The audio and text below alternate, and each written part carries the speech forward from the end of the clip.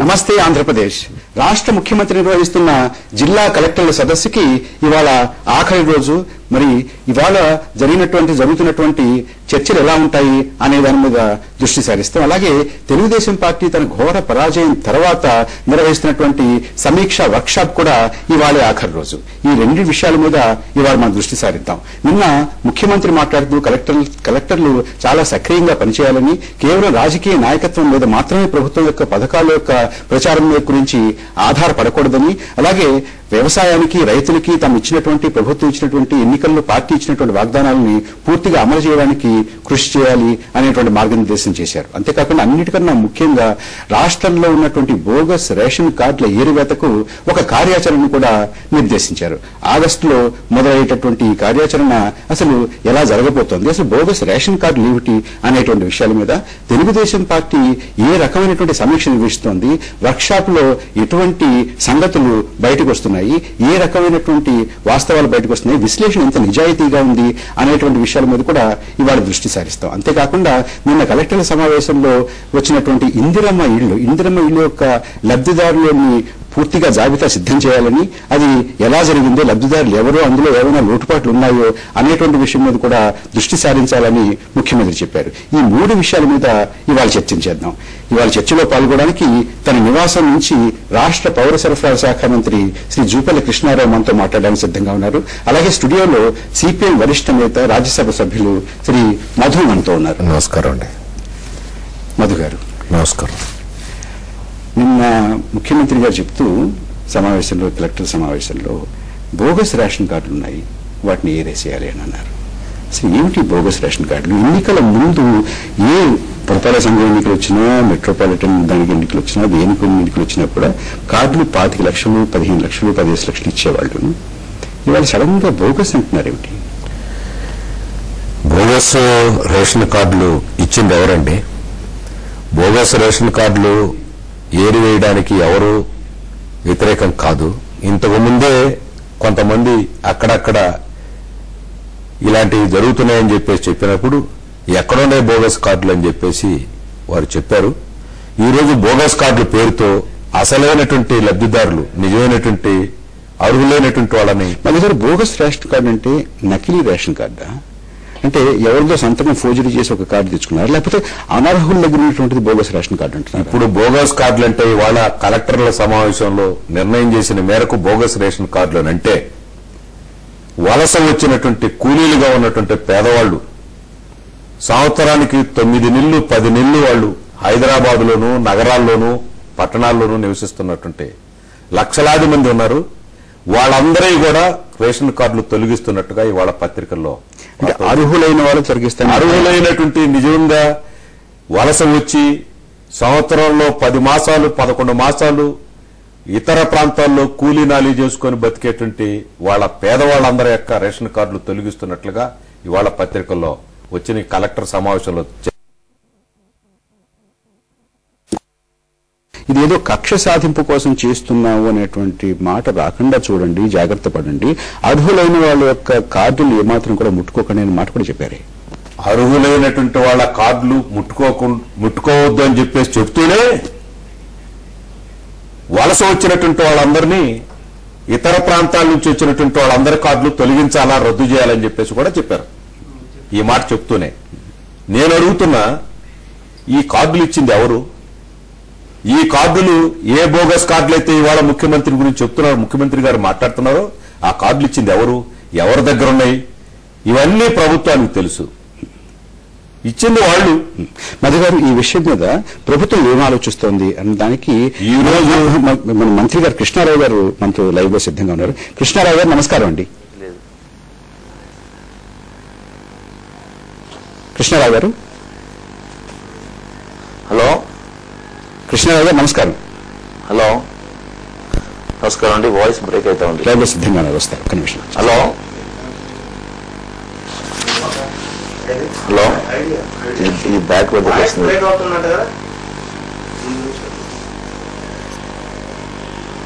Hello Krishnarao గారు నమస్కారం అండి. హలో కృష్ణారావు గారు వినపడుతుందా? హలో ఇప్పుడు వినపడుతుందండి. వినపడుతుంది, మాట్లాడండి.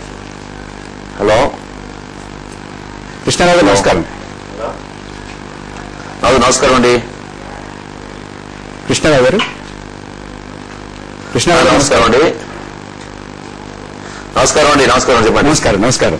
వినపడుతోంది కదా, కార్డుల ఏరివేత, బోగస్ రేషన్ కార్డుల ఏరివేత మీద ఒక కార్యాచరణ ప్రణాళికని నిన్న నిర్దేశించినట్టుగా మనం వార్తాపత్రికలో చూసాం.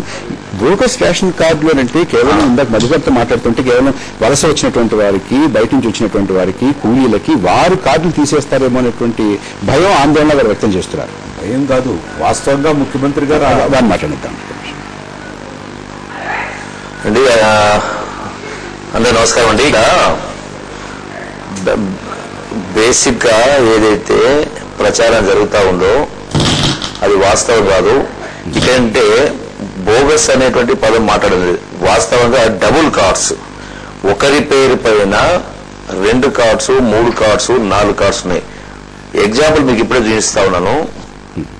మాదాసు ముత్తయ్య అని చెప్పని ఇతని పేరు పైన 3 కార్డ్స్ ఉన్నాయి. విత్ 3 డిఫరెంట్ నంబర్స్ 3 కార్డ్స్ ఉన్నాయి. అట్లాగే కొన్ని వేలల్లో, ఒక్కొక్క జిల్లాలో కొన్ని వేలల్లో ఒకరి పైన 2-3 కార్డ్స్ ఉండడం ఒకటి. ఇంకా కొన్ని ఎట్లా ఉన్నాయంటే అసలు వ్యక్తులే లేకుండా ఫిక్షిషియస్ నేమ్స్ పైన కార్డ్స్ ఉన్నాయి. అట్లాగే చనిపోయిన వాళ్ళ పేరు పైన కార్డ్స్ ఉన్నాయి. అంటే ఈ విధంగా రకరకాల ఈ ఐరిష్ లో చేసినటువంటి విధానంలో కూడా అక్కడ కొన్ని లోపాలు జరిగినాయి. వ్యక్తుల ఫోటోస్ కాకుండా చెట్లు, పుట్టలు, ట్రైను ఇటువంటి వాటిని కూడా చూసి కొన్ని కార్డ్స్ ఇవ్వడం జరిగింది. కార్డులు ఉన్నాయా? పుట్టల మీద పుట్టల పేర్లు మనిషి, బట్ ఐరిష్ మాత్రం ఫోటో మాత్రం వ్యక్తుల ఫోటో, మనుషుల ఫోటోలు లేవు. కృష్ణారావు మీ మాటకు అడ్డా వస్తున్నాను. ఒక్క క్షణం. అంటే ఒకే పేరు మీద 2-3 కార్డులు ఉండడం, చనిపోయిన వారి పేరు మీద ఇంకా కార్డులు కొనసాగడం, ఇవన్నీ అందరూ ఒప్పుకుంటారు, అది ఇబ్బంది ఏం లేదు. అయితే మీరు బోగస్ రేషన్ కార్డు అని అంటే అనర్హులకి ఇచ్చినటువంటి కార్డును కూడా ఈ జాబితాలో ఇందులో చేరుస్తారా? అనర్హులకి చాలా మంది కార్డులు ఉన్నాయి. మనకి ప్రణాళిక సంబంధించిన వచ్చే గణాంకాలలో 80% వరకు మనకి బీపీఎల్ అని ఉంది కదా, అని ఉందా? అవునండి. ఇప్పుడు ఈ బీపీఎల్, ఏపీఎల్ జోలికి పోవట్లేదండి. ఒక వ్యక్తికి ఆదాయం ఎక్కువందా తక్కువందా అనేటువంటి ఆ విషయంలోకి పోవడం లేదు. ఇప్పుడు కార్డ్స్ అనేది 2 రకాలు. ఒకటి డబ్బు, ఒక్కొక్కరి పేరు మీద 2-3 కార్డ్స్ ఉన్నాయో అటువంటి వాళ్ళు తీసేయడం, చనిపోయిన వాళ్ళ పేరు మీద ఉన్నటువంటి కార్డు తీసేయడం, అది ఒక ఫిక్షిషియస్. అసలు మనకి వాస్తవంగా ఇప్పుడు చేసేటువంటి కార్యక్రమం అటువంటి వాటికి పరిమితి తప్ప ఆదాయం ఎక్కువందా, ఆదాయం తక్కువందా, ఒకరికి ఎకరం ఎక్కువందా, లేకపోతే ఒకరికి 5,000 ఆదాయం ఎక్కువందా, 10,000 ఎక్కువందా, అటువంటి వాటి జోలికి పోవడం లేదండి. బోగస్ అంటే ఆదాయం ఎక్కువందా తక్కువ అటువంటి పరిస్థితి తీసేస్తుంది, అటువంటి వాటి జోలికి పోవట్లేదండి. వాసు బేసిక్ గా మేజర్ గా ఉన్నటువంటివి ఈ ఒకరి పేరు మీద 3-4 పేర్లు ఉండడము, వ్యక్తులు లేనటువంటి పేర్ల మీద ఉండటము, ఫిక్షిషియస్ నేమ్స్, డెత్ కేసెస్. అంటే మనం చూపించాం ఒక టెన్నిస్ క్రీడాకారుని పేరు పైన. సో అంటే ఇటువంటి వాటిని డాటా తీసుకొని ఈ యాక్చువల్ అయితే ఐరిష్ ద్వారా వచ్చినటువంటి గతంలో తీసుకున్నటువంటి ఫోటోస్ అయితేనే వాటిని ప్రింట్అవుట్ తీసుకొని వాటితో పాటుగా ఈ నేమ్స్ ద్వారా కూడా ఒకే నేమ్ పైన కూడా అది కూడా ఒక టెక్నాలజీ ఉన్నది, దాన్ని కూడా యూజ్ చేసుకొని ఒకే పేరు మీద ఎక్కడెక్కడైతే నేమ్స్ ఉంటాయంటే ఈవెన్ ఐరిష్ తీసుకున్నటువంటి వాటికి కూడా ఇప్పుడు రాష్ట్రంలో మొత్తము ఒకటి మీరు ఒప్పుకోవాలా, రాష్ట్రంలో ఉన్నటువంటి జనాభా 8 కోట్ల పైచిలకైతే కార్డ్స్ ఉన్నటువంటి మెంబర్స్ అయితే ఉన్నారో 9 కోట్ల పైన ఉన్నారు. మరి ఇది ఈ వాస్తవాన్ని గమనించాలా. ఇందులో కార్డ్స్ తీసుకునే వాళ్ళు ఇంకా అర్హత ఉండి కార్డ్స్ తీసుకున్నటువంటి వాళ్ళు కూడా ఇంకా లక్షల్లో ఉన్నారు. అట్లాగే అంటే అందుకని ఇప్పుడు దీంతో పాటుగా సపరేట్ ఒకటి ఫార్మాట్ తయారు చేసి డబుల్ కార్డ్స్ ఉన్నటువంటివి వాటితో పాటుగా ఇంకో సపరేట్ ఫార్మాట్ తయారు చేసి ఈ ఎంక్వైరీలో గ్రామాలకు పోయినప్పుడు ఇంకెవరికైతే కార్డ్స్ లేవో వాళ్ళ డేటా కూడా తీసుకొని వాళ్ళకు కూడా సమగ్రమైనటువంటి కసరత్తు అయితే జరుగుతుంది. మంత్రి గారు మా కార్యక్రమంలో పాల్గొన్నందుకు, మీ ఆలోచన పంచుకున్నందుకు మీకు ధన్యవాదాలు. ఇప్పుడు మన విజయవాడలో మన ప్రతినిధి సిద్ధంగా ఉన్నారు. అక్కడ ఉన్నటువంటి ప్రజలతోటి మాట్లాడుతూ అక్కడ వారు కార్డుల ఏరువేత గురించి ఏమనుకుంటున్నారో మనం తెలుసుకుందాం. నమస్తే ప్రభాకర్ గారు. కృష్ణా జిల్లాలో ముఖ్యంగా ఇప్పటికే రేషన్ కార్డులు ఏరువేత ప్రక్రియకు శ్రీకారం చుట్టారు అధికారులు. రెవెన్యూ అధికారులకు ఇప్పటికే మౌఖికమైనటువంటి ఆదేశాలు కూడా ప్రభుత్వం జారీ చేసింది. అయితే ఈ మౌఖికమైన ఆదేశాలు ప్రభుత్వం జారీ చేయడంతో పాటు ఏరువేత ప్రక్రియలో కృష్ణా జిల్లాలో సుమారు 12 లక్షల రేషన్ కార్డులు ఉన్నాయి. అయితే ఇందులో 30 నుంచి 35% రేషన్ కార్డులు ఏరువేసే ఉద్దేశంతో అధికారులు ఇప్పటికే నిమగ్నమయ్యారు. ముఖ్యంగా విజయవాడ నగరానికి వస్తే 2 లక్షల నుంచి 2,50,000 రేషన్ కార్డులు విజయవాడ నగరంలోని ఏరువేయడానికి అధికారులు రంగం సిద్ధం చేశారు. అయితే ప్రభుత్వం నుంచి వచ్చినటువంటి ఆదేశాల మేరకు ఆ ప్రక్రియ ఇప్పటికే రెవెన్యూ అధికారులు ప్రారంభించారు. అయితే అనేక మంది ఇంకా కూడా అర్హులైన వారు, రేషన్ కార్డులు లేని వారు ఉన్నారు. అయితే రేషన్ కార్డులు ఏరువేతపై ప్రజల్లో కూడా ఇప్పటికి కూడా ఆందోళన నెలకొంది. అన్నిటికీ రేషన్ కార్డే ప్రధానం కావడంతో అసలు రేషన్ కార్డు ఏరువేత ప్రక్రియ ఇప్పుడు ప్రారంభించడం ప్రభుత్వం. అయితే వీరు ఏమనుకుంటున్నారో ఒకసారి చూద్దాం. చెప్పండి, రేషన్ కార్డు ఎత్తివేసే ప్రక్రియ మీద మీరేమంటారు? మాకు నిత్య అవసరాల ధరలన్నీ బాగా పెరిగిపోయినాయండి. ఇలాంటి సమయంలో మాకు రేషన్ కార్డులు తీసేస్తానంటున్నారు. అలా తీసేస్తే మేము ఎలా బతకాలండి? మేము మధ్య తరగతి కుటుంబం వాళ్ళమండి. మేము పిల్లలతో మాకు సాలన జీతాలతో ఏదో బ్రతుకుతున్నామండి. అలాంటి టైంలో మీకు రేషన్ కార్డు తీసేస్తే మేము ఎలా బతకాలండి? మేము పిల్లల్ని స్కూల్లో వేయాలన్నా రేషన్ కార్డులు అడుగుతున్నారు. ఒంట్లో బాగా లేకపోయినా, పిల్లలకు బాగా లేకపోయినా, పెద్దవాళ్ళకి బాగా లేకపోయినా వాళ్ళ హాస్పిటల్ తీసుకెళ్లాలన్నా రేషన్ కార్డులు అడుగుతున్నారు. అలాగే అడిగినప్పుడు మాకు అన్ని ఏది ఆధారం లేకపోతే మేము ఎలా బతకాలండి? మేము ఎర్ర కార్డు ఇచ్చారండి. ఆ ఎర్ర కార్డు వల్ల దేని వల్ల ఉపయోగం లేదు. మాకు తెల్ల కార్డు కావాలి. మాకు ఆదాయం ఏమీ లేదండి. ఎక్కడితే డొక్కాడినాడు కూలీనాలు చేసుకుని బతికేవాళ్ళని. మరి దాన్ని బట్టి మీరు ఒకసారి ఎర్ర కార్డు ఇచ్చినప్పుడు నువ్వు అధికారులు ఏమి అడగలేదా? అడిగామండి. అడిగి మేము అప్లికేషన్ కూడా రాసి పెట్టాం. ఆయన పట్టించుకోలేదు మా కోసం. మరి దానికోసం మాకు తెల్ల కార్డు కావాలని చెప్పని అడుగుతున్నాం. మరి చెప్పండి అమ్మా, మీరు చెప్పండి. అసలు ఈ రేషన్ కార్డు ఏరువేత అనేది ప్రభుత్వం శ్రీకారం చుట్టింది, దీని మీద ఏమంటారు? అసలు ఎందుకని మీరు పేద బికి వాళ్ళకు కూడా అందరికీ ఇట్లాంటి ఎర్ర కార్డులు ఇచ్చేసి చాలా ఇబ్బంది పడుతున్నారండి. ఇప్పుడు వచ్చి ఏరువేతలు ఇప్పుడు ఇస్తానంటే మేము ఎలా బతకాలి? చాలా ఇదిగా ఉంటున్నామండి. అవి కార్డులు ఇవ్వలేదండి. ఇప్పుడు మేము 30 సంవత్సరాల నుంచి ఇక్కడ ఉన్న వాళ్ళం, కొనుక్కున్న వాళ్ళం కాదు, ఏం కాదు. గవర్నమెంట్ వాళ్ళు ఇచ్చిన స్థలంలోనే ఉండిపోతున్నాం. మాకు ఆరోగ్య కాగితం ఇవ్వలేదు, కోపిల్ల ఇవ్వట్లేదు. తాలూకాలకు వెళ్ళి అడగమంటున్నారు. తాలూకాకి వెళ్తున్నా స్టోర్ వాళ్ళకి అడగండి అంటున్నారు. అటు ఇటు తిప్పుతున్నారు. నెలలు గడిచిపోతున్నాయి కానీ మాకు బియ్యం ఇవ్వట్లేదు.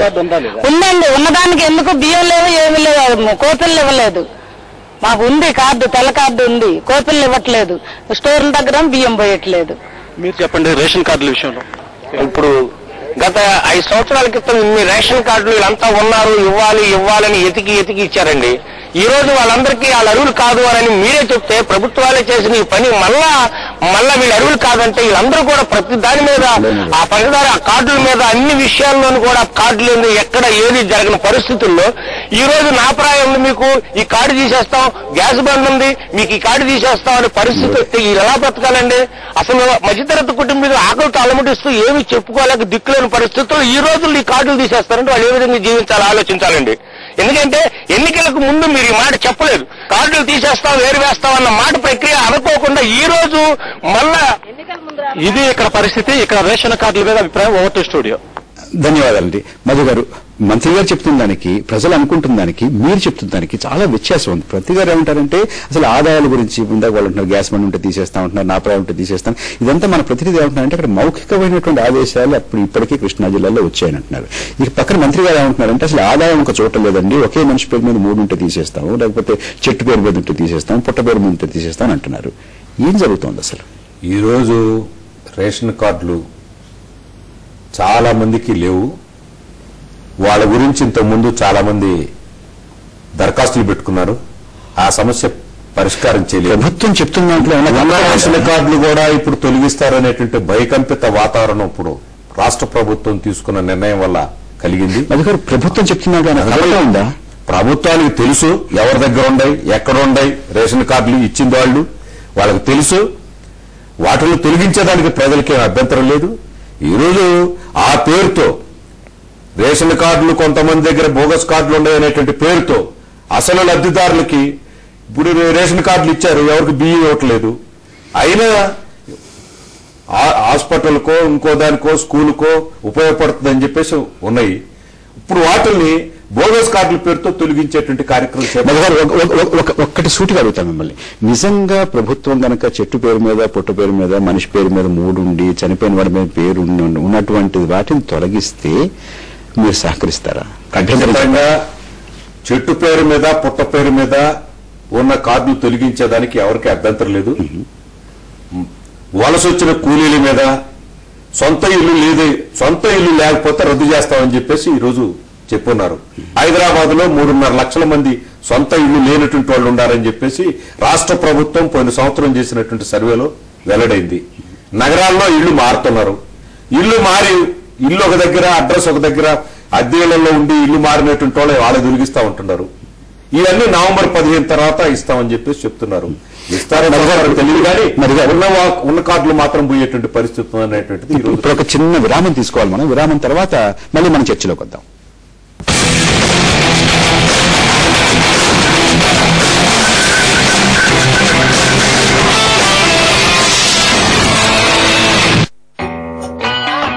వెళ్ళి ఇంకో థమ్స్అప్ తీసుకో. వెళ్దాం బాస్, కానీ కాళ్ళు నేలకు టచ్ అవ్వకూడదు.